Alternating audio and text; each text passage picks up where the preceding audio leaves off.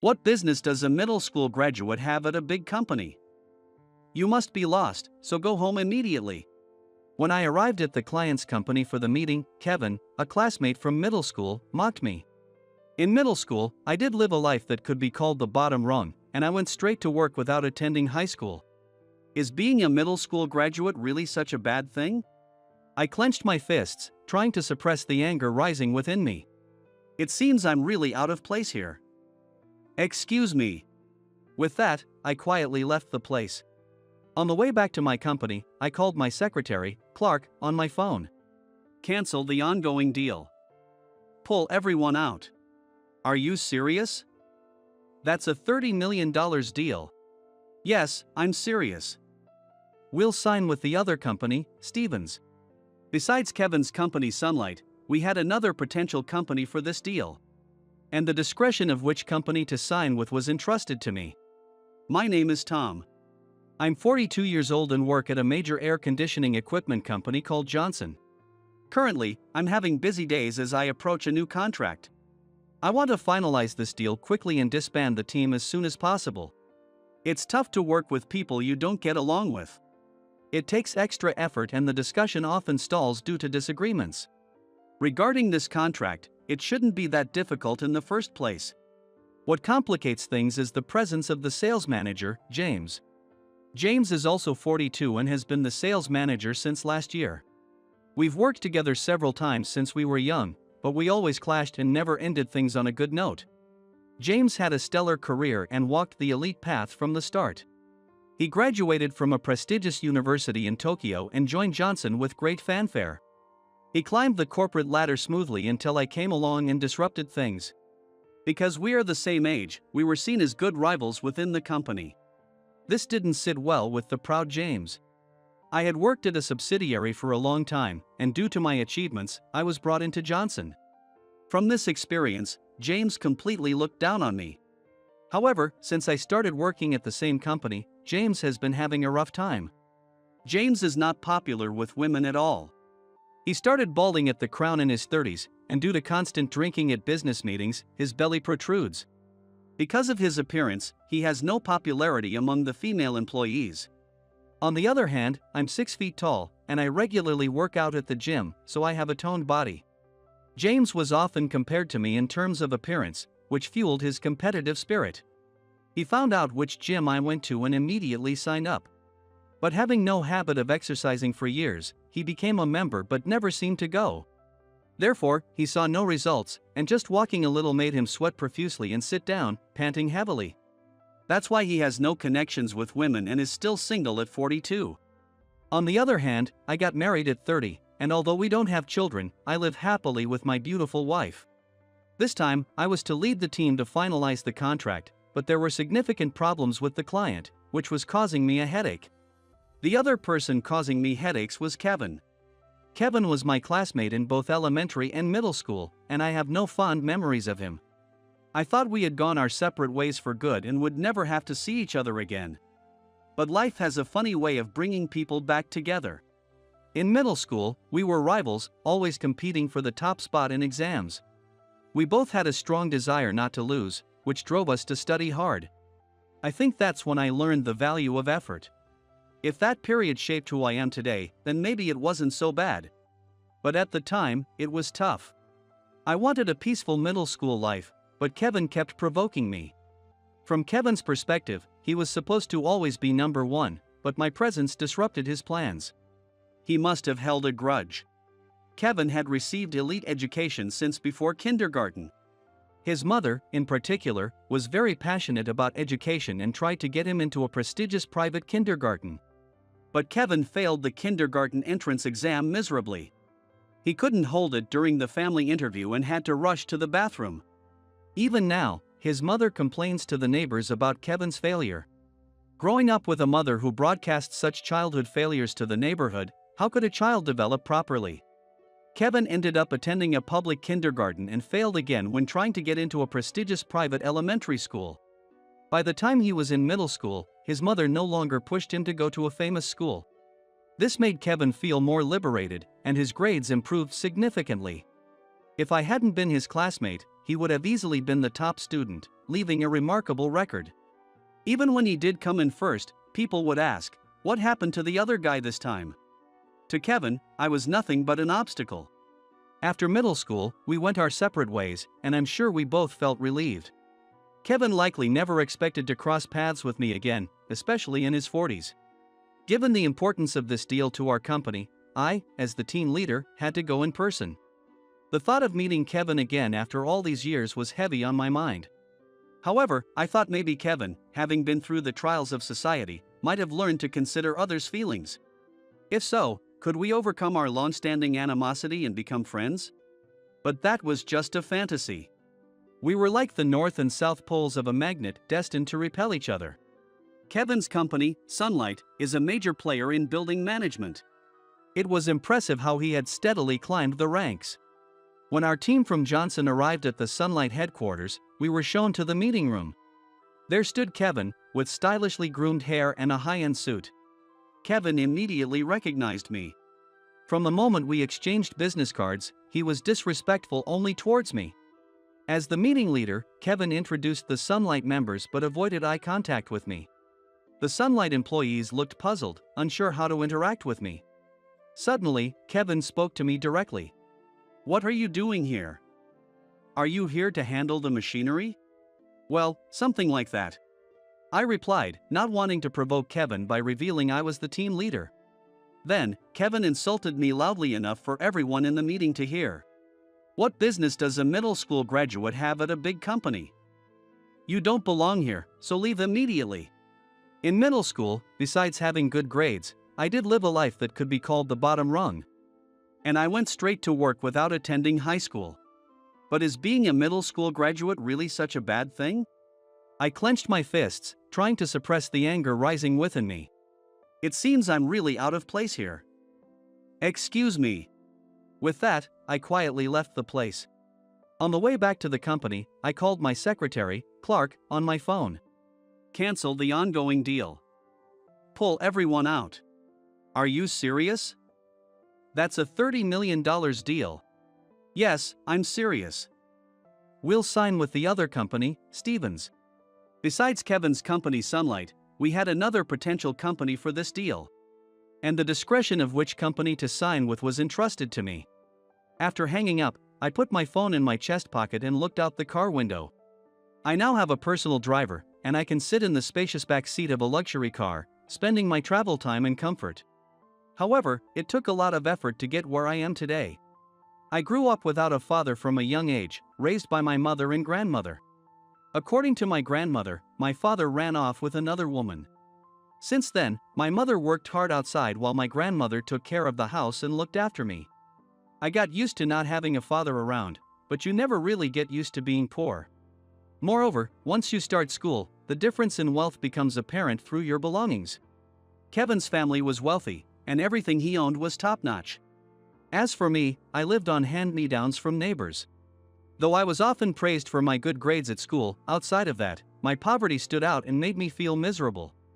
And in middle school, the countdown began for the inevitable fate of entering the workforce with just a middle school education. It was far from an enjoyable 3 years. After graduating middle school with no changes in my circumstances, Kevin and I went our separate ways. I joined a subsidiary of Johnson thanks to a connection my homeroom teacher had. The president of that subsidiary, Mr. Williams, had also struggled and started the company with just a middle school education. Seeing Mr. Williams gave me hope. Mr. Williams suggested I work while attending night school, allowing me to continue my education. With the support and understanding of my co-workers, who kindly covered my night shifts, I never missed a class. Despite others dropping out, I graduated high school with perfect attendance and entered a night university. I studied architecture in college, which directly benefits my current job. Thus, my credentials changed from middle school graduate to university graduate. It was all thanks to the help and cooperation of my colleagues. I vowed to repay this company for the rest of my life. After various events, I moved to the parent company Johnson following Mr. Williams's retirement. I now hold the position of director of the business department at Johnson headquarters. Next year, I am set to be promoted to an executive role. As director, I decided to switch the business partner from Sunlight to Stevens. Other employees returned from Sunlight headquarters, looking puzzled. Tom, what's going on? We worked so hard on this deal, and now it's cancelled at the last minute. Sorry for the sudden change. The person in charge over there didn't like the idea of me leading the negotiations. It could cause problems for your work later on. Now that you mention it, Kevin did say something arrogant when he saw you. He talked with James after you left. I knew James had been working hard to secure this deal with Sunlight. I'll have to explain later that my decision wasn't out of spite towards James. If we signed with Sunlight, I'd have to see Kevin frequently. It's not just about me feeling uncomfortable, I expected it would negatively affect my employees. If Kevin looked down on me, the director, he would treat the other employees as inferior. Knowing Kevin's personality from childhood, I could predict his behavior. I have to protect the employees who work hard with me. In fact, everyone who heard Kevin's insults was furious. That Kevin guy called you a middle school graduate at the bottom. Tom, you have an exemplary career. Graduating from university while contributing to the company. I've interacted with Kevin twice leading up to this deal, and he was just awful. Right after we exchanged business cards, he asked about my alma mater. When he realized my rank was lower, he immediately looked down on me. On the other hand, Paul from Stevens is wonderful. I've been negotiating with Stevens, and he has a personality that makes you want to work with him. Even when Sunlight was chosen, he didn't show any resentment. No one criticized my decision to switch partners at the last minute. The only one who might still be grumbling would be James, who was still talking with Kevin at Sunlight headquarters. As I was discussing this with my team, my secretary Clark entered the room. Kevin from Sunlight is here to see you. Will you meet him? I had no time to hesitate, as Kevin forcefully entered right behind Clark. Kevin, looking very distressed, approached me quickly and bowed deeply. I apologize. I had no idea you were in charge of this deal. James told me about your struggles and how you graduated from university. It's an inspiring story. You may have only known me as a middle school graduate, but whether or not I am the negotiator, those comments were unacceptable. I cannot work with someone who places such importance on academic background. As I firmly rejected him, Kevin trembled and looked up at me with pleading eyes. We used to be the same height in middle school, but I grew significantly taller afterward. Now Kevin had to look up at me. I wondered how he felt about the person he once looked down on now being taller and higher in social status. Please, don't say that. This contract is crucial for our company. I'm responsible for it, and if it falls through, I won't know what to tell my superiors. That's not my concern. You aren't happy to see me again, are you? It's better for both of us if we don't interact anymore. Please, I beg you. Reconsider. Gone was his earlier arrogance, replaced by a pale face and repeated bows. He must hate bowing to someone like me. This must be the sad reality of being a corporate employee. At this moment, I was completely victorious. Kevin finally got on his knees, begging for forgiveness. I realize now how I've made you uncomfortable since middle school. If this deal falls through, I'm in big trouble. I apologize for everything in the past, so please forgive me. As Kevin groveled on the floor, Clark entered and announced, "The representatives from Stevens have arrived." I left Kevin there and went to meet the Stevens team. Kevin lingered for a while but eventually gave up and left. The deal with Stevens went smoothly, thanks to the groundwork laid by our team. With the new contract, James, who had been working on the Sunlight deal, found himself isolated. James was furious with my decision. We worked so hard to advance this deal, and now you're canceling it last minute. What was all my effort for? I truly apologize for that. This decision wasn't out of spite. You know my history with Kevin, but this isn't about old grudges. I felt genuinely sorry for James, who had been handling the negotiations. While I couldn't work with Kevin, James and I are colleagues. I hope to move forward without causing further conflict. I sincerely bowed to James. James seemed to misinterpret my humble gesture. Suddenly, he puffed up his chest and pointed his finger at me. Do you think bowing is enough? Your forehead hasn't touched the floor. If you're really sorry, bow until your head scrapes the floor. Employees nearby looked on in shock. James, as the sales manager, was below me in rank. Demanding such excessive apology from his superior was problematic. At that moment, I heard the sound of high heels in the hallway. At the familiar sound, I lifted my head and looked toward the entrance of the room. My wife, Mia, appeared shortly after.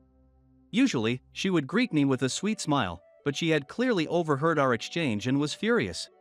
She stormed into the room, directing her anger at James. James, startled by Mia's fierce expression, took a step back. Mia stood close to me and admonished James.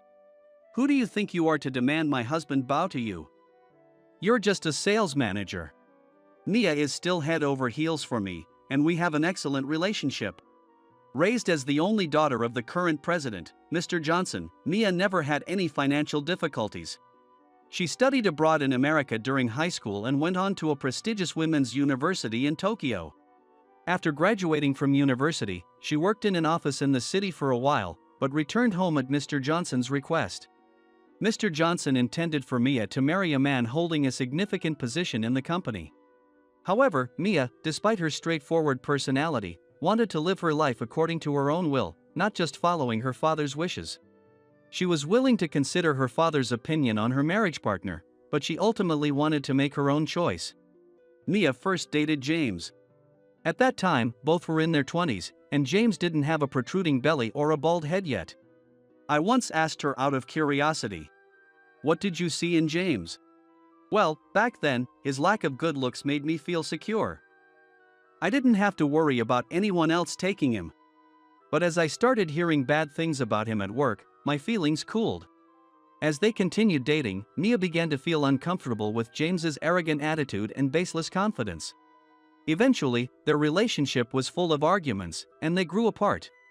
During this time, Mia happened to visit the head office and saw me walking down the hallway. She fell in love at first sight. She quickly started gathering information about me and, reassured by my good reputation and work ethic, approached me. When Mia first invited me to lunch, I was so surprised I thought it was a prank. We had a casual conversation, but Mia was captivated by my personality. Mia officially broke up with James and started dating me. She took the lead in our relationship, and we got married when I was 30. Mia, who respects and loves me wholeheartedly, is truly my goddess of destiny. After marrying Mia, I quickly surpassed James in my career. From James's perspective, I had taken Mia, who was within his grasp, and he might have felt I also took his career and personal life. As the world watched, James and Kevin, both closely connected to me, faced consecutive misfortunes. Their downfall contrasted with my rising success. Amidst this, a huge issue emerged between the two of them. Kevin had bribed James to secure a contract with Johnson. Both Johnson and Sunlight launched thorough investigations. Eventually, the investigators from both companies uncovered the deep-seated relationship between James and Kevin. It was revealed that they frequented a hidden bar together and leaked internal information about each other's companies. Kevin was the first to be exposed, having misappropriated company funds, and was immediately fired once the investigation concluded. James, who was on house arrest, was found to have used the bribe money from Kevin for his affair. James was single, but his affair was with a subordinate's wife from the sales department. The subordinate eventually divorced and kicked out his unfaithful wife. The wife tried to move in with James but was rejected, leading her to retaliate. She threatened to expose various things she had learned about James during their relationship, causing another uproar. Blaming James for the failure of her marriage, she even threatened to sue him. At this point, the company could no longer protect James, and he was forced into early retirement. My father-in-law, Mr. Johnson, was deeply shocked by James's betrayal. Especially since James had once dated his daughter and was seriously considered for marriage. Now, he was relieved that Mia didn't marry James. As James's misconduct was revealed, my father-in-law's regard for me soared.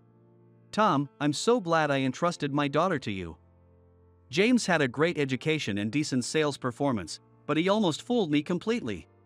All I could do was give a wry smile." Compared to Kevin in middle school and James as a working adult.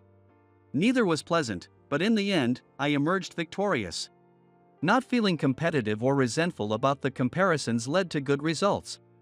James sought help from Kevin, wanting a return on all the favors he'd done. But with Kevin also fired, he couldn't take care of James. In the end, James forced his way into Kevin's house, leading Kevin's wife to call 911, making it a police matter. The police officer who heard the story advised him, and he went home quietly that day. However, worried that he might come back, his wife and children moved to a weekly apartment. This naturally led to a state of separation. The new fiscal year began, and my position changed. I was promoted from director to executive vice president. The responsibility was greater, but I was motivated and excited for the future. The fact that someone like me, who had struggled so much, became an executive greatly boosted the morale of the employees. I didn't want to just sit in the executive's chair, I wanted to be an active leader who always considered the feelings of my subordinates. Amidst my busy days, I couldn't help but wonder what had happened to Kevin and James since then. Other employees seemed to feel the same, as rumors about their fates spread. First, Kevin. Since being fired from Sunlight, he has yet to find a new job. Kevin had a wife and children, but they left him around the same time he lost his job. Kevin, who desperately wants to repair the relationship, and his wife, who wishes to separate. Kevin, desperate to repair the relationship, visited his wife daily, pleading for her to return, but it seemed divorce was imminent. His loneliness led him to drink more, and he was often seen wandering the neighborhood drunk. James's situation was equally grim. Fortunately or unfortunately, being single meant he had no wife or children to leave. However, his affair ended abruptly. Even for the woman he was having an affair with, staying with her current husband was more secure than moving in with the jobless James. Her husband, wanting to ensure she and James wouldn't physically meet again, requested a transfer to a regional office. She decided to go with her husband, and they were working on mending their relationship. Left alone again, James struggled to find new employment. Having been single for a long time, James had substantial savings, which he decided to invest. Unfortunately, he lost a significant amount of money in high-risk investments. He depleted all his savings meant for future living expenses. James's future looked very bleak. A year has passed since I became executive vice president. My relationship with my wife remains as strong as ever. We didn't have children, but we focused on cherishing our life together. To keep the spark alive, we had weekly dates at upscale restaurants. One evening, while dining at a restaurant with a beautiful night view, Mia made a surprising confession. She was pregnant with twins. At 38, a pregnancy was concerning, but Mia was determined to safely deliver the twins. I was fully committed to supporting her through the pregnancy and beyond. We cherished our daily lives, enjoying the happiness of an expanding family,